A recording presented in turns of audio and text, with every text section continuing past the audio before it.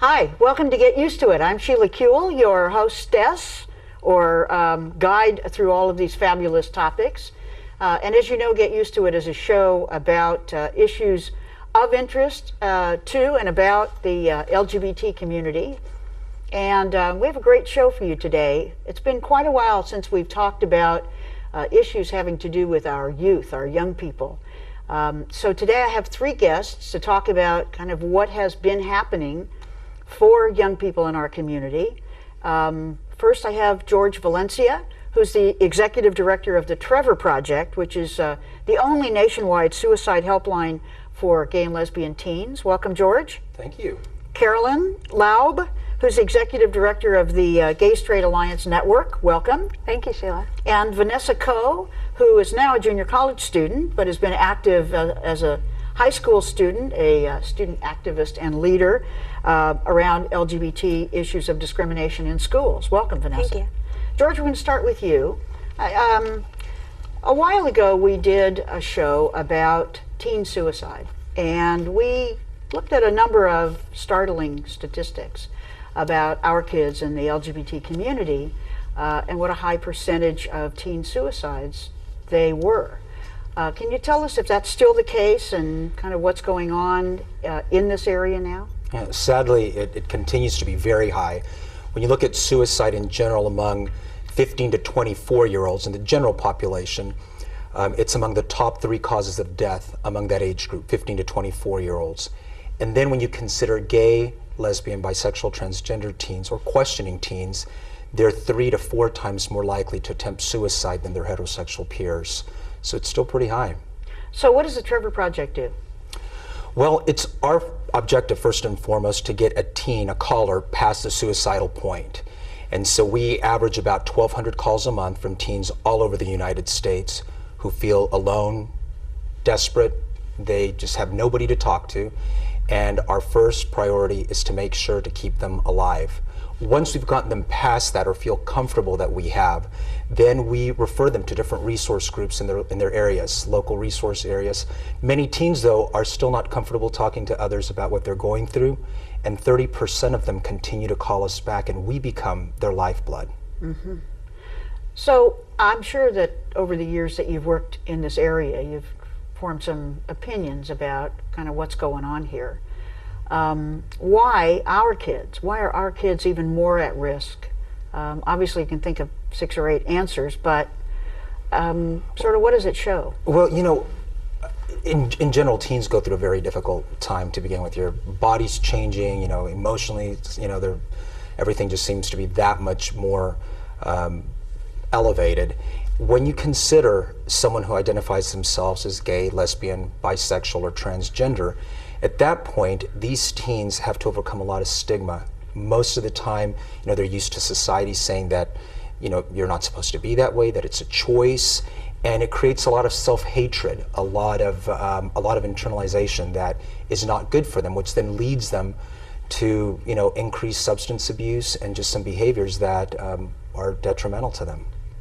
Well, it must be a sense of isolation. I mean, it's not only LGBT kids that contemplate suicide, but must be even more of a feeling of isolation.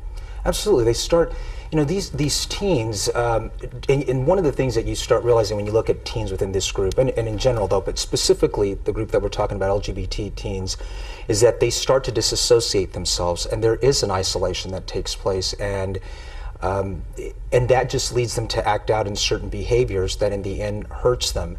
And so it's our job to try to refer them to groups and to organizations that are helpful once we've talked them through their feelings and let them know that they're not alone. It's surprising to me how the teens that call just, you know, and all over the United States in these small towns that feel they are the only ones that are going through what they're going through.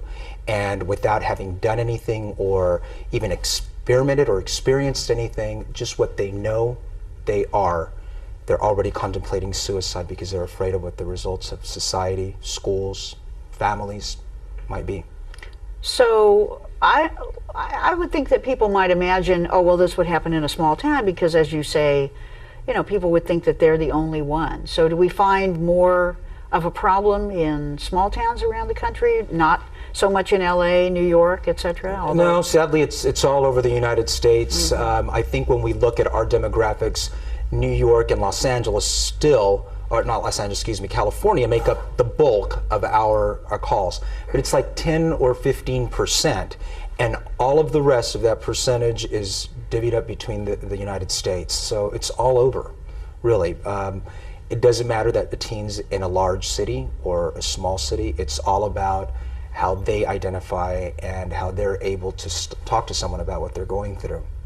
I know there was a major study a while ago that looked at and sort of revealed this kind of surprising at the time statistic that of all the people of this age group thinking about or contemplating or attempting suicide, such a high percentage were LGBT kids.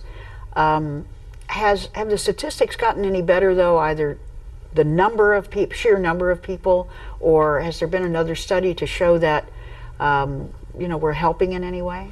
The study that you're probably referring to is one that was conducted by the Health and Human Services in 1989. And what that study was a compilation of a lot of different studies that had been done. And I haven't seen a study that yet has been done specifically about gay and lesbian teens. That's a part of suicide statistics or youth that are considered at risk. But the Center for Disease Control gives out money to the states to conduct studies for at-risk youth every 2 years. And the numbers are still the same among LGBT teens. They're still, 3 times as likely to attempt suicide than their heterosexual peers.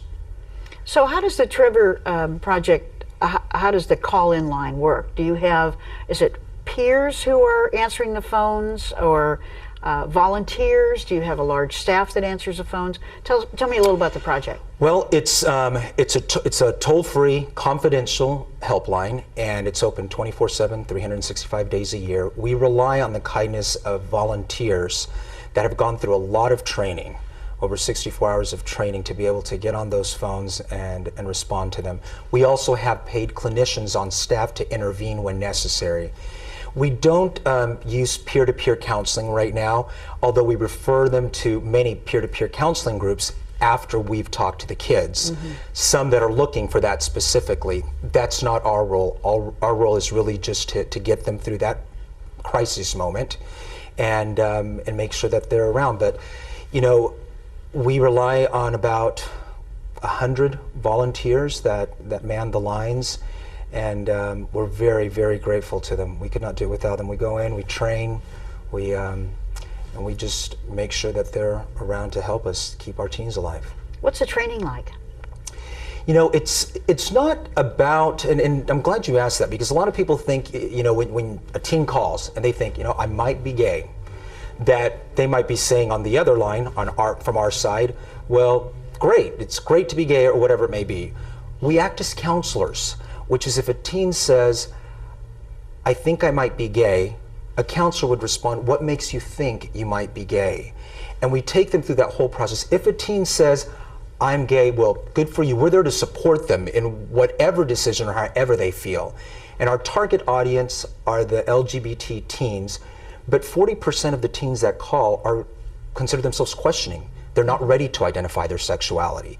And so it's important for us to make sure that we're able to talk with them at whatever level and however they're comfortable.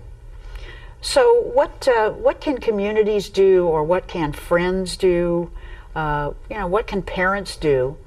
A lot of times you can see your friend is really depressed, or you may not even know the reason at school, or you see them in somewhere, and you're an adult, and or a parent. What do you encourage people to do when they're worried about somebody? Well, I think that's one of the things that parents and adults sometimes mistake for, it's a teenager going through, growing pains, whatever it may be. But there are definitely some signs that friends, adults, and parents can be aware of. The most drastic being that they start giving away some of their prized possessions. Their behavior starts changing. Typically what they liked before, activities that they appreciated, they start moving away from. An increased substance abuse, alcohol, cigarettes, smoking drugs, any one of those things all could possibly lead an adult or a friend to realize that perhaps they need to look a little closer. And unlike what people think that you shouldn't ask someone, it's best to ask directly.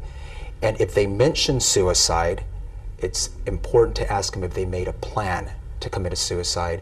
Believe it or not, talking about it is better than not talking about it at all. Sometimes people think, well, if I don't want to offend them, that's not the case. Well, Carolyn, we were talking about isolation as one of the issues for young people. I think isolation is a real issue for young people anyway, because you always feel like you're the only one of something, you know, in the world. But this is pretty serious stuff. Still, the GSA network has sort of like an antidote to isolation.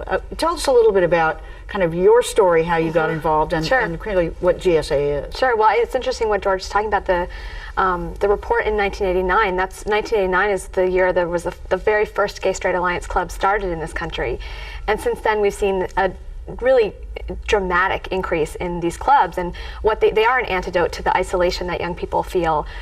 In California, I was working in the early 90s with young people and got to participate as a young person myself in an event called Queer Youth Lobby Day, where we went to Sacramento and lobbied for your bill. I remember it well. I'm sure you do. And I do too. It was a really pivotal moment for me in my own life to, as a young person, to be able to be part of a movement where our voices were being heard by decision makers, and to think that we could actually change laws and therefore change the responsibility and the accountability of our schools to make them safer places for students who are lesbian, gay, bisexual, transgender, or perceived to be and are facing harassment at school. And that's what Gay Straight Alliance clubs are trying to address as well. So I was doing that in the early 90s and then in mid 90s.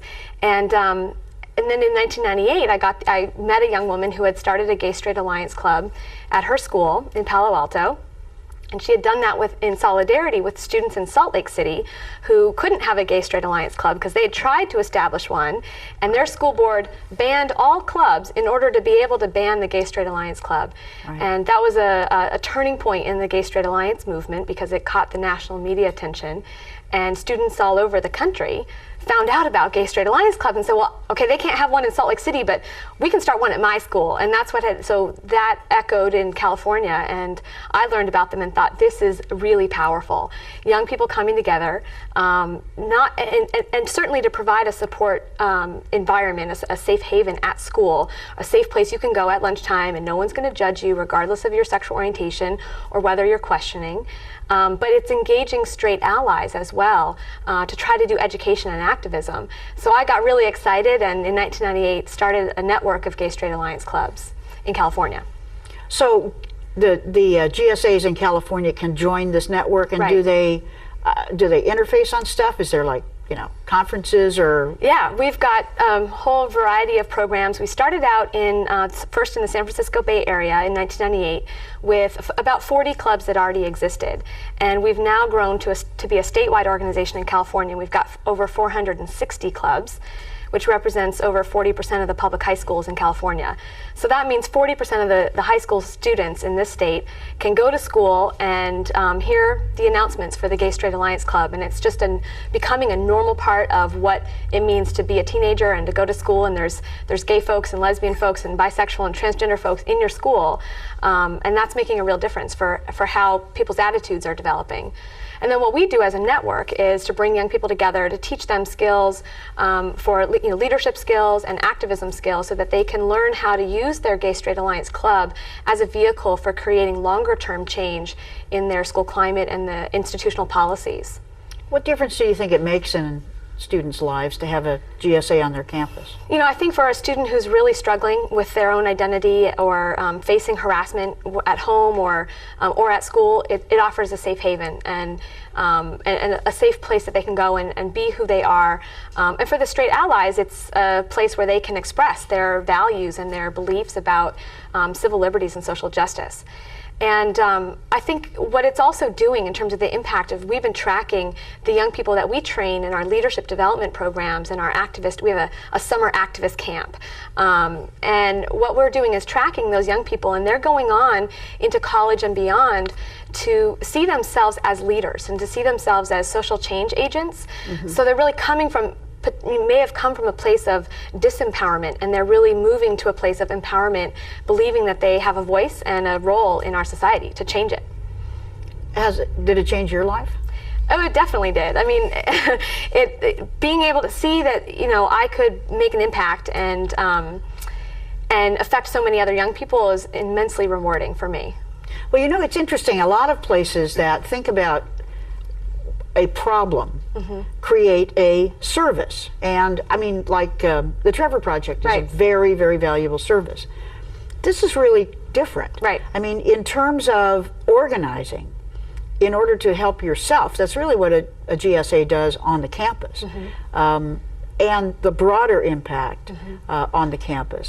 Do you think that, have you found that there's interest in funding activism the way there's interest in funding programs? We've seen a lot of support, and I think we need more support for organizing and activism with young people, because I think young people, as the youth in this generation, who are seeing LGBT people in the movies and TV and at their school, and hearing the announcements and reading newspaper articles and watching the marriage equality debate that's happening, there's really a generation of young people kind of coming up as activists, and it promises great things. It's already changing things, and when those young people become politicians and teachers and adults and parents, they're really going to have a different set of values. So I think we'd love to see more funding of the kind of work that we're doing with grassroots organizing. But I think services are also really important, because we're organizing, we can't necessarily deal, we need to be able to refer to the services to help a young person who's been kicked out of their home because they came out and their parents found out that they're gay or bisexual or lesbian or something. So we really still need those kinds of services for young people to exist in our community as well. Right, and of course I wasn't trying to lead you into saying there's any kind of conflict. Oh, no, I think right. it's a continuum. Right. Have you found that it's affected teachers as well? Yeah, absolutely. I mean, I think we're seeing more teachers feeling comfortable coming out, and it makes a huge difference. There are studies that show, young people feel safer at their school if there's an openly LGBT teacher or administrator at their school. But I think there's also still a lot of teachers that don't necessarily know if their administration is going to back them up. So they'll stay closeted because they don't know if they have the support of their administration. So we think it's really vitally important that superintendents and principals, make clear statements about supporting the existing laws in the states that do have non-discrimination policies, and where there's districts or states that don't have those, that superintendents and principals take a leadership role on this.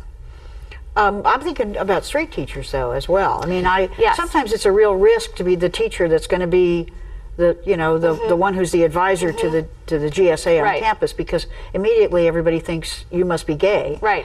And so I don't know whether that's more of a threat for a gay teacher in the closet or for a straight teacher. Right. I do know that teachers do it, but have you had any feedback from teachers about ways in which GSAs have changed their campus? We see, we actually often, we'll get calls from students that are trying to start a Gay Straight Alliance club, and they're running into certain obstacles. So one of the obstacles in a politically conservative environment would be finding an advisor, finding a teacher who's willing to stick their neck out and be the advisor. And the student will say, well, I know Mr. So-and-so's gay, or I know Miss So-and-so's a lesbian. I just know it, but they're not out. And how could I approach them? I say, actually find the married heterosexual teacher with kids and ask her or ask him to be the advisor, because that person, it might be safer for them in a conservative environment to be an ally, and then that can help a gay or lesbian teacher along. So what happens is, when there are straight teachers that come out about supporting LGBT students and supporting a Gay Straight Alliance club, it actually can make it safer for some of their colleagues as well. Have you gotten reports about resistance from administrators? And principals? Every day. I know my questions often seem to me like, did the sun come up this morning? But I mean, Yeah, I think can it's tell you about important for people to know. We're actually right now a plaintiff in a lawsuit against Los Angeles Unified School District. The ACLU and National Center for Lesbian Rights are representing us, along with 2 students and a counselor from Washington Prep High School. And what the facts of that case involve are administrators and teachers being the perpetrators of the harassment against, gay, lesbian, bisexual students at the school, which is just outrageous. And it's outrageous that students harass other students, and that certainly creates a hostile educational environment. But it's even worse when we think about the people that we're trusting our young people to are the ones calling them sinners or faggots in the classroom. So we had to take action because other steps had been exhausted, other complaint processes had been exhausted, and we needed to file a lawsuit. So we're hopeful that we're going to get a good outcome in that case that will result in some real changes in how those students feel safe and how the administrators understand their obligation to all their students. Well, Vanessa, you're what we in the business call an RP, which is real person. Someone who really, is in school, is a youth, I guess. It's such a funny thing to be called a youth because all it means is that you're younger than somebody else, like me.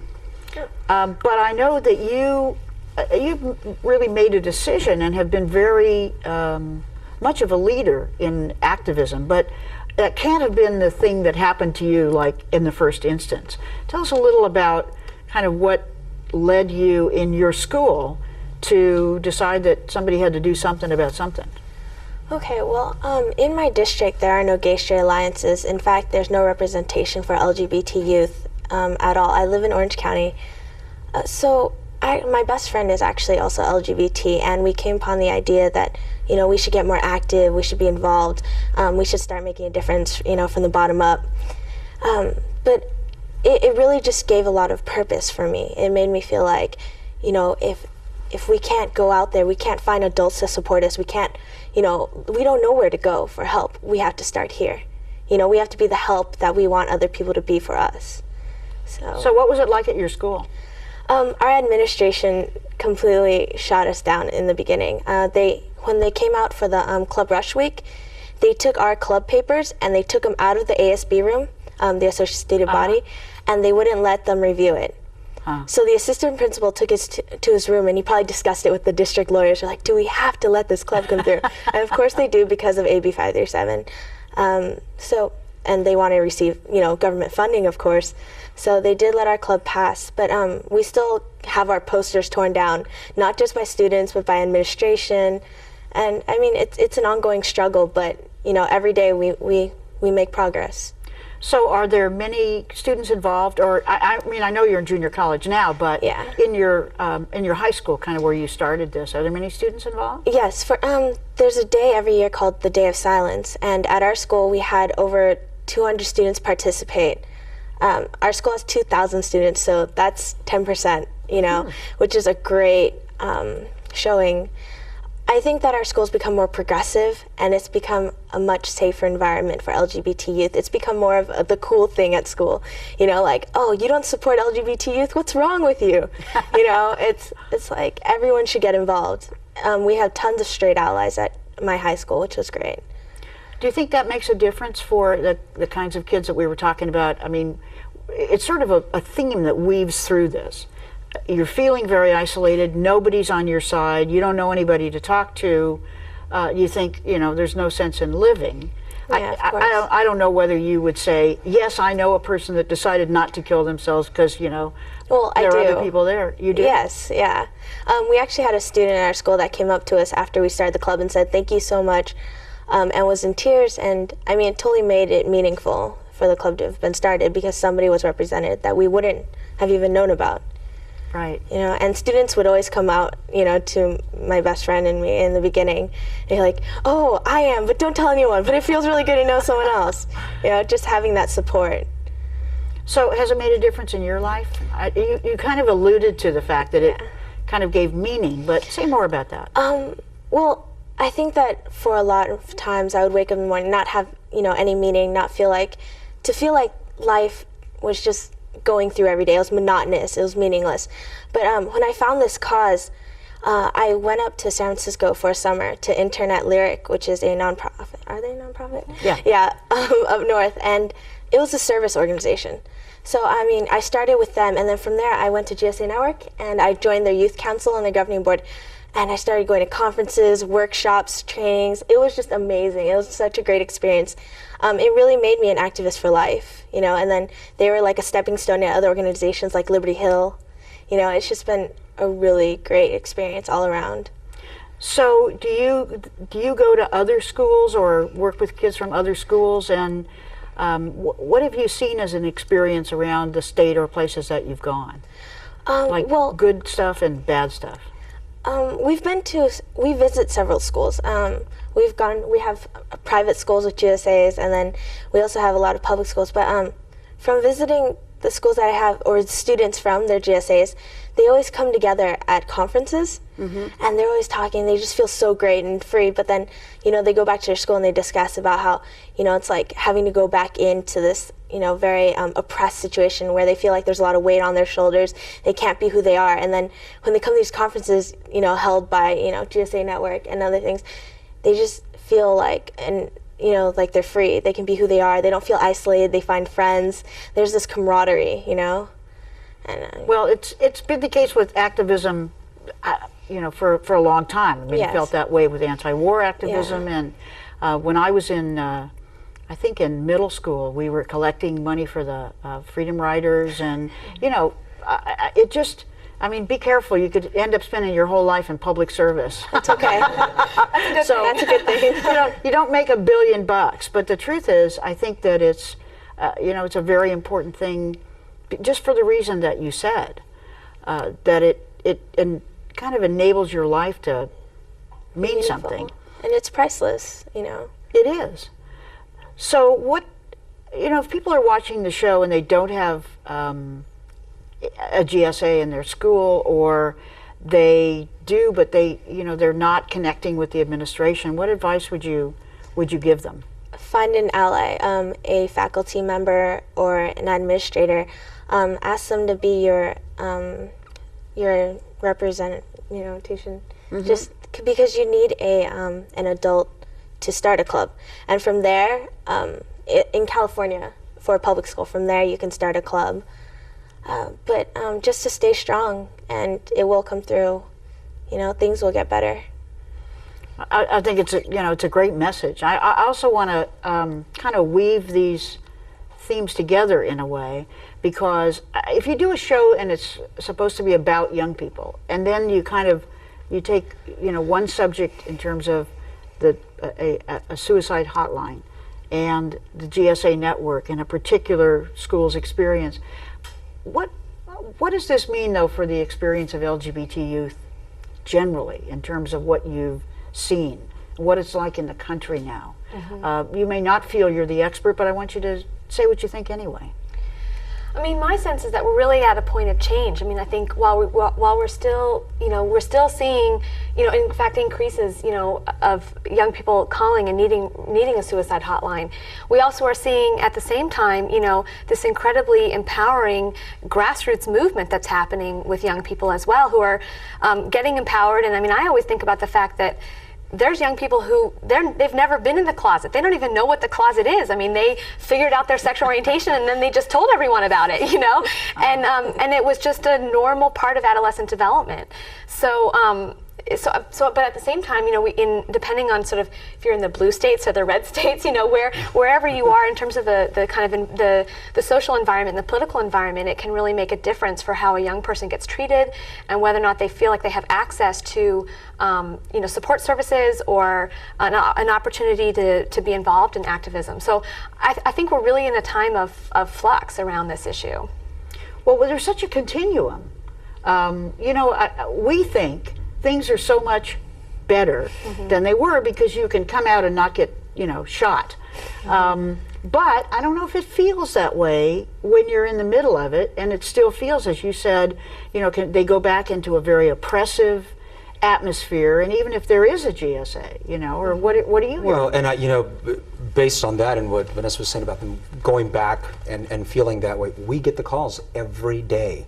We know kids out there, even though they're seeing the Will and Graces and they're seeing shows that, Queer Eye for the Straight Guy, whatever it may be, it is in the media, but there's still a lot of teens that aren't comfortable talking. I mean, there's still the family that they have to deal with, right. The whole religious element to it, and we need all these groups. We need the lyrics that you were talking about. We need the GSAs, because once we get them through what we need to keep them alive, we need to be able to refer them somewhere where they don't feel that isolation, so that they have some support.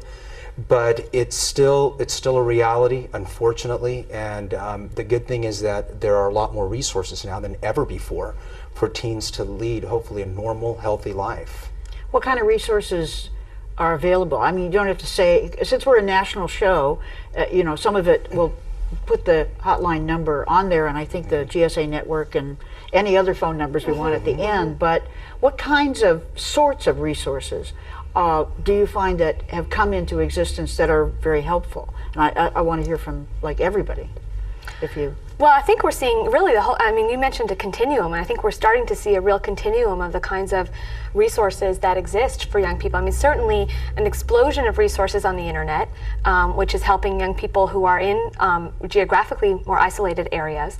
And then in every urban center and increasingly in the suburbs and the smaller towns, we're starting to see LGBT centers, community centers, and LGBT youth-specific organizations and resources.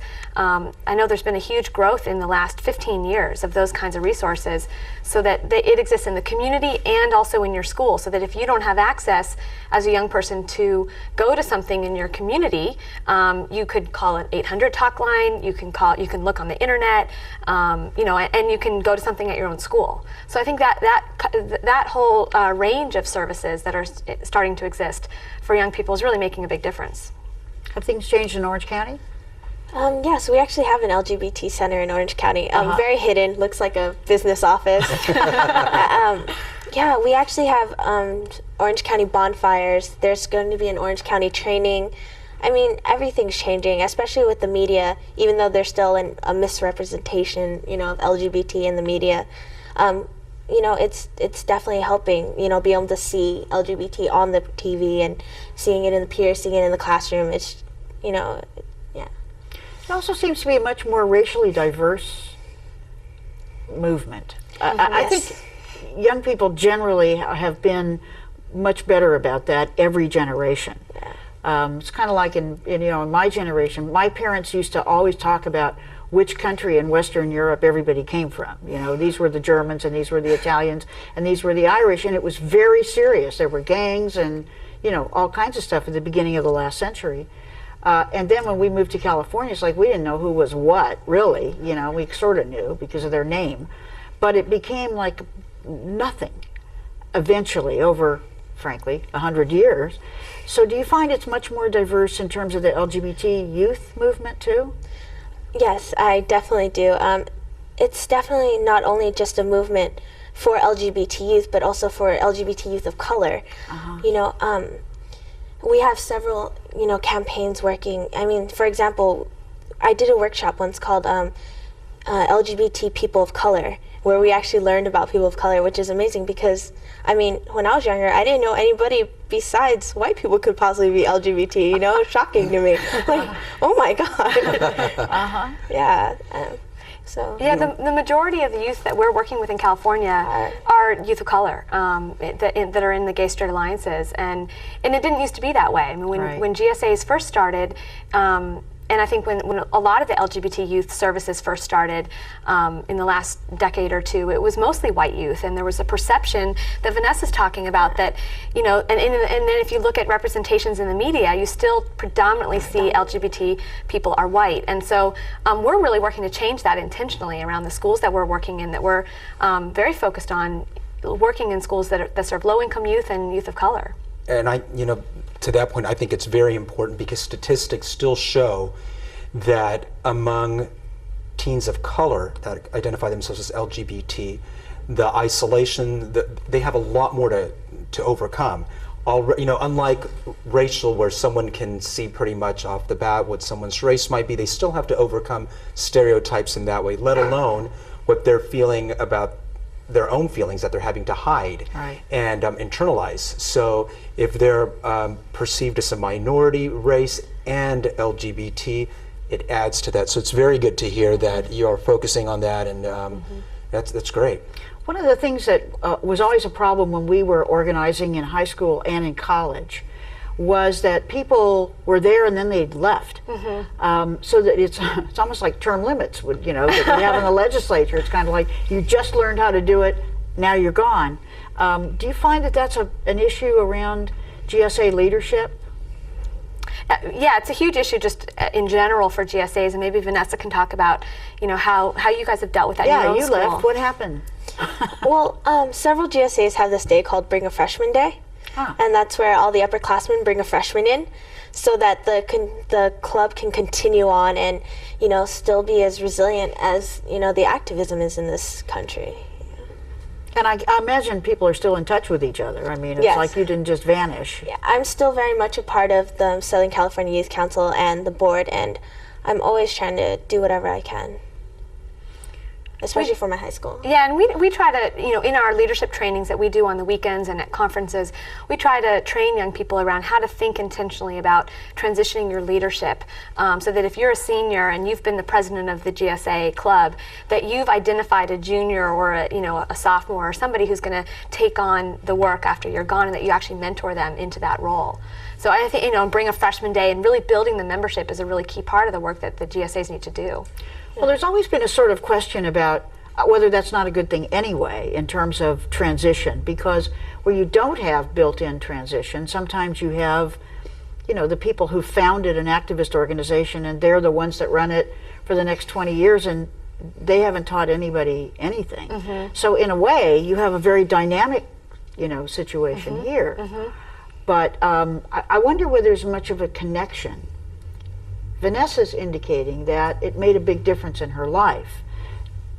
Trevor Project is dealing with people who are trying to decide whether they even want to get up, tomorrow. So in terms of the resources that we were talking about, I imagine you're talking about sort of counseling, etc. But do you find any connection in terms of people who have no hope, kind of gaining hope, but also looking towards activism? I mean, I can't even formulate the question, but I'm thinking it's another place where people can kind of find themselves. Definitely.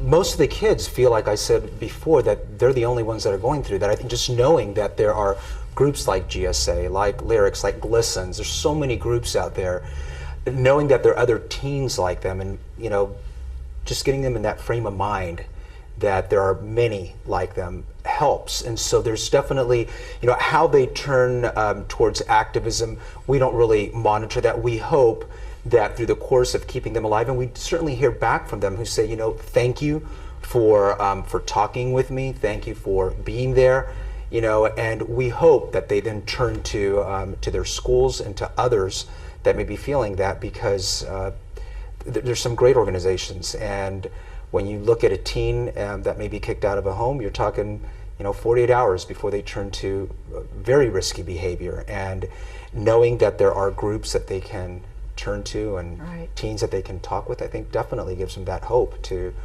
stay alive another day. Well, that risky behavior you're talking about, we just did a show last month about AIDS and about high-risk behavior and sort of, not caring or not thinking about it.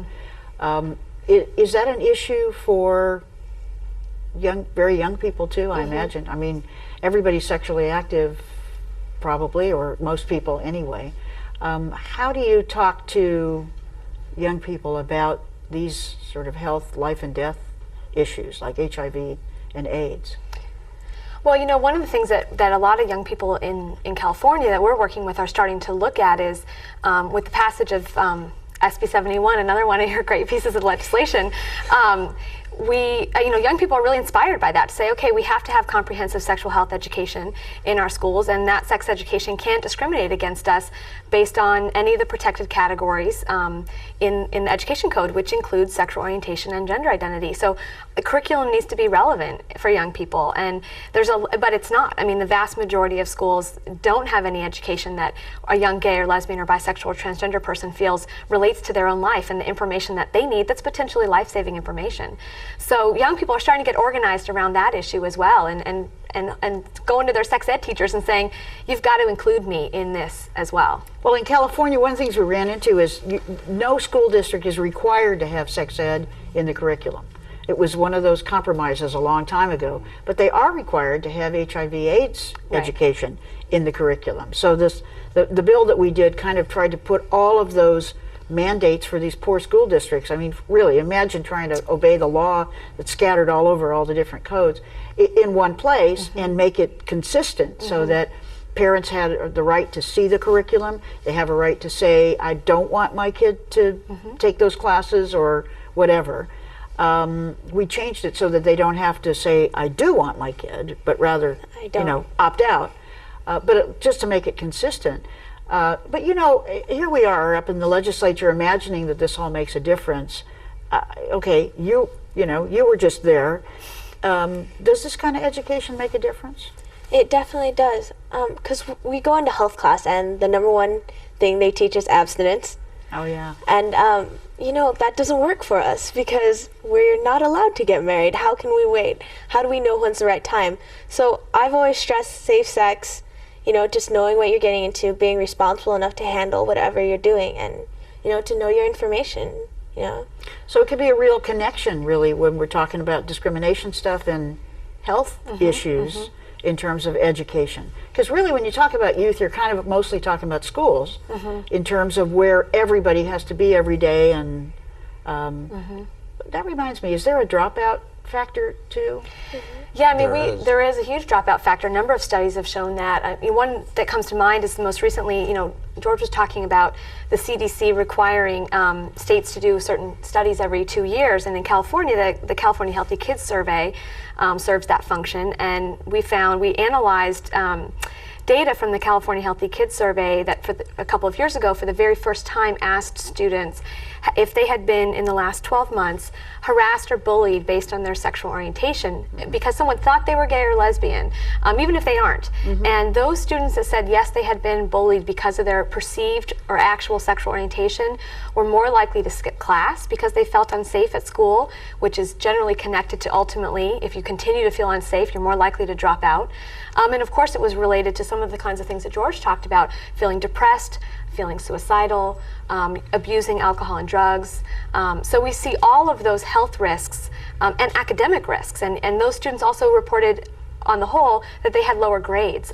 So there's real consequences for young people that are being harassed when teachers and administrators don't intervene. So do you hear stories about dropping out of school? All the time. We have teens who call us because they're afraid to go to school. And the majority of our calls come right after school, when the kids have been harassed, when they've been beaten up, whatever the situation may be. And it says a lot about what's still going on in the schools, or the lack of what should be going on. But it's just, it's pretty horrific. I mean, the numbers, 40% of teens that were surveyed recently said that, LGBT teens said that they were harassed verbally, 30% were followed home, a good 20% were beaten up. It's pretty awful. The numbers are bad. One of the things that makes a huge difference in a teen feeling safe is having role models, and GSA identifying an advisor, a teacher, someone that they can go to. That's important. PFLAG, another great organization that's all over the United States, is a good partner of ours, and where there are not, where teens don't feel comfortable going to a gay and lesbian center, identifying with someone at a PFLAG as an adult that they can talk with is very important as well. But yeah, the dropout rate is pretty scary. They're afraid to go to school. One of the things that I think I've seen over the long course of my life is when you were saying a lot of people don't want to talk to people about stuff because they think they would embarrass them. Most of the people watching this show are probably going to be adults. You know, they might be young adults or middle age or whatever. And I guess I'd like you to say if you think of things that people can do, not necessarily in the large organizational sense, but kind of in their own lives, if there are any things that you would say, you know, to the audience. You might run into these kids, you might know these kids. What would you do? Or what would you like them to do? Well, go ahead. Anybody. I've got lots of ideas. Anybody and everybody. It's how to define them. You know what? I think that creating an atmosphere of acceptance is really important. Just, you know, in our organization's history, been around for 7 years, we changed our mission statement from tolerance for gay and questioning to acceptance of gay and questioning teens, which really we should be. And I think something as simple as someone overhearing a joke that involves a gay theme to it, to say something, because it's offensive. And teens identify that as, I'm to be laughed at, I'm to be ridiculed, there isn't a place for me. I just think as adults, as young adults, I think we can have a huge impact on how we respond to what's being said around us. You know, one of the things that I'm thinking about is, you know, most adults have some kind of connection to a school. The school they went to themselves, the school their kids are at, the school they're employed by, you know, in some capacity. And so getting active as adults in becoming advocates within your school system. And frankly, getting more folks that agree with what we're trying to do to make schools safe, get them elected to the school board, because a lot of decisions are made by school board members around these issues in terms of when cases come up before a school board or complaints are made about harassment. And we need parents and we need adults to become better advocates for young people around this issue. So, and then I also think, you know, the other idea is donate to all the organizations that are working on this issue, including ours, but all of them, because that really makes a difference, you know. What would you say, Vanessa? Acceptance, of course. Another good idea was Carolyn's. But mostly just letting them know that there are other options, that people are around, that people do understand. Just knowing that someone is there makes a lot of it, a lot of difference. Well, you know, a lot of times we don't mess into people's lives.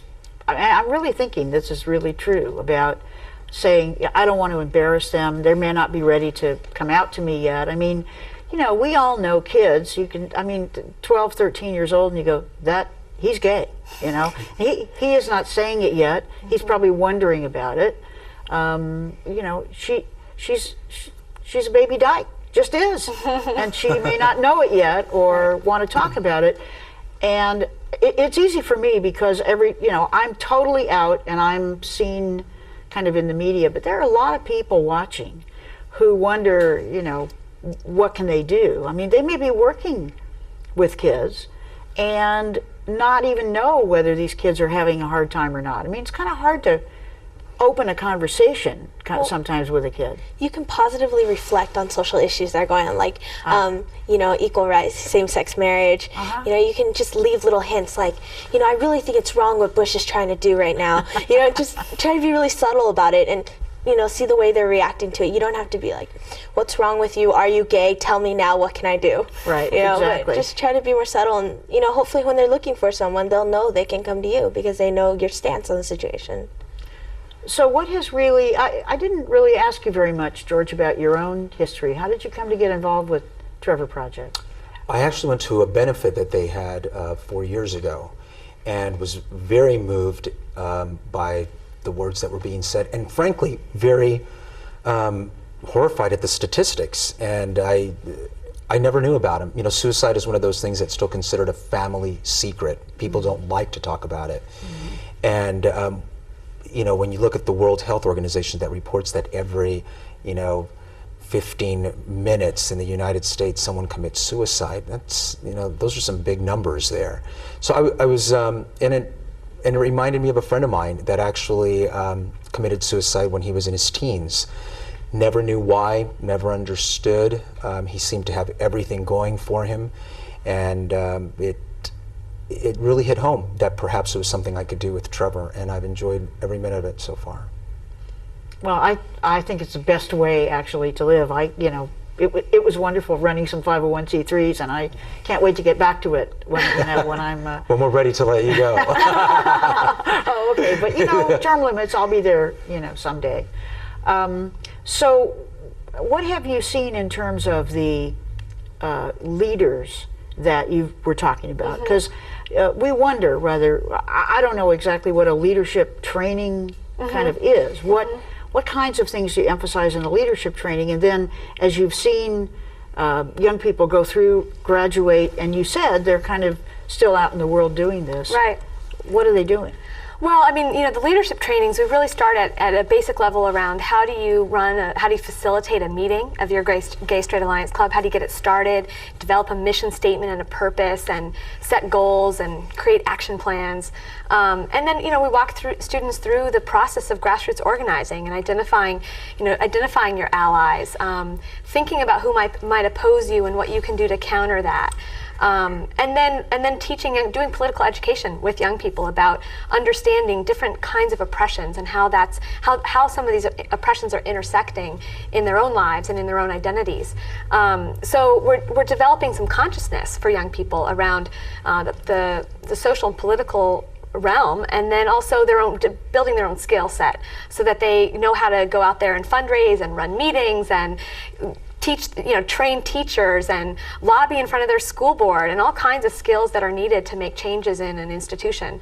And so what we're seeing is that those young people are taking those skills and that experience of sort of an entree into being a social change agent, and then they're going on and they may be working on on marriage equality or other LGBT civil rights work, or they may be going on to do environmental justice work or anti-war organizing or what have you. So but the kernel of the experience is when they first come to that Gay Straight Alliance Club and they realize that they have a voice and they can use that voice to make a change in their community, and it helps their own life, and it helps their friend's life if they're a straight ally and they've come to support their friend, and then they see that reverberate in other arenas in the world. It's interesting that people don't know what a difference they're going to make. I mean, you can't look ahead. You really only know kind of what you've done. And people say to me, who were your role models? And they're always kind of surprised because, and maybe I'll ask you because we're in the last 5 minutes already of the show, but when I was at UCLA as an undergraduate, John Kennedy was campaigning for president. And I really had never heard of the guy. He was from Massachusetts, and I knew he was running for president, but people seemed to be kind of excited about the fact that he was there. And so I went to Royce Hall to hear him, and you couldn't get in. It was completely full. So they were broadcasting his remarks, and it was a campaign speech. It wasn't one of those famous ones, that's written down. So I stood in Royce Quad, and I listened. I think I was 19 at the time. And it just changed my life, just hearing him talk. Just exactly the way you were talking about, Vanessa, where you talk about something being important, social justice being important to you, or whatever. My other hero was Jimmy Dean because he was a rebel. I mean, he really did what he thought was right, and he tried to have a code even in a crazy world as a young person. So I've got two big posters of those two guys up on my wall. It's sort of a strange. Talk about the odd couple, JFK and Jimmy Dean. But in my generation, not everybody felt the same way, but that was sort of what did it for me. Did you have anybody to look up to, or are you really your own hero? Which is a good thing, too. I definitely wouldn't say I'm my own hero. There are a lot of people that I look up to, whether it be political leaders or even authors of, books that I've loved, but I really couldn't point out one. I'm sitting between two people I truly look up to and respect, and that's not to, kiss your butt or anything. I feel fine about it. Keep going, though. I mean, it's the truth. Yeah. How about you, Carolyn? I would actually say, and I don't want this to sound corny, but I actually get a lot of inspiration every day from all the young people that I work with. Mm-hmm. And starting 7 years ago, the girl who inspired me to start a Gay Straight Alliance network, when she had started a GSA, extremely brave young soul to do that, and just intuitively knew what it meant to make a difference in the world. So, and I've met hundreds and hundreds of young people that are doing the same thing, and I'm so grateful for the privilege of getting to work with them and be part of an organization that they're leading. George? Well, it's hard to point one also. I mean, I think at different times in my life I've looked at different people as role models. I will always see my parents as great role models who taught me to love oneself, to work hard, to make a difference in whatever you choose to do, to never think back and think I could have done this, but to get out there and do it. You know, but I'm constantly inspired by the young kids today, the LGBT teens who are out there like Vanessa and just like, I'm gonna do it, you know, irregardless of what the consequences are. I mean, I grew up in Texas, they shoot you down, let me tell you. So Yeah. It's very inspiring, and I look to those kids and they, you know, I hold them up on a pedestal. Good for them. Well, I am in awe of the three of you. I'm so happy that you joined us for the show. I'm really happy that you joined us for the show too, because, you know, it looks like young people are leading the way and we better get used to it.